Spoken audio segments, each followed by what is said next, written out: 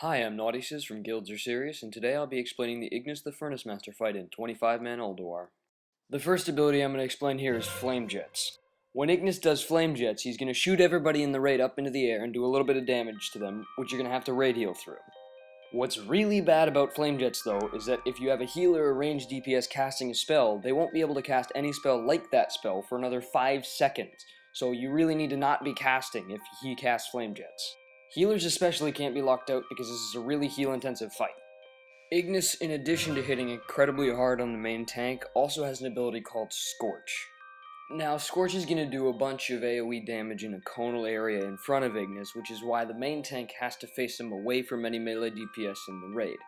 But it's also going to leave a little pile of Molten on the ground, and anybody in that Molten is going to take a huge amount of damage, so the main tank needs to kite him out of that, and also allow the melee DPS to get out of it, because if the main tank actually takes a swing inside the Molten, he's probably going to die.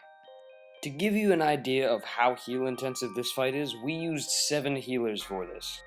You're going to have to do both a lot of main tank healing and a lot of raid healing, because when he casts Flame Jets he does a bunch of damage to the raid, but he also hits for a stupid amount of damage on the tank at all times, and if the tank messes up and keeps him in a flame patch, you're totally hosed.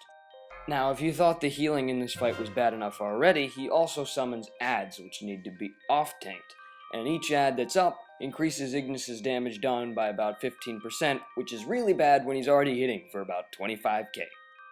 Now, what the off-tank has to do with these adds is he's going to have to drag them through the Molten patches so that they become Molten Constructs rather than Iron Constructs, but when they become Molten Constructs they do more damage, so he's going to have to rush over to the water and make them Brittle Constructs, because as soon as they hit the water when they're Molten Constructs they become Brittle Constructs. Now, the Brittle Constructs are going to be stunned for about 20 seconds,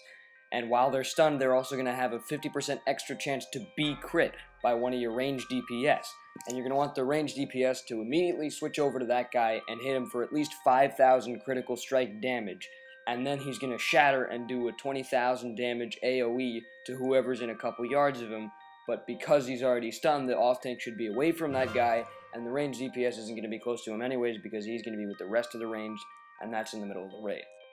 It's probably best to have a mage or an elemental shaman or another ranged DPS that you're absolutely sure is going to be critting for at least 5k on the Brittle Constructs to be assigned to doing Brittle Constructs for the whole fight.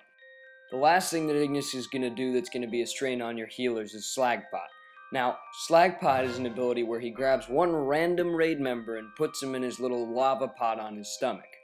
The lava pot's going to do a lot of damage to them over time, probably about 200 to 300% of their health, so you're going to have to heal that person really fast and really hard. It's generally best to have one healer specifically assigned to Slagpot healing because he's going to do it pretty often,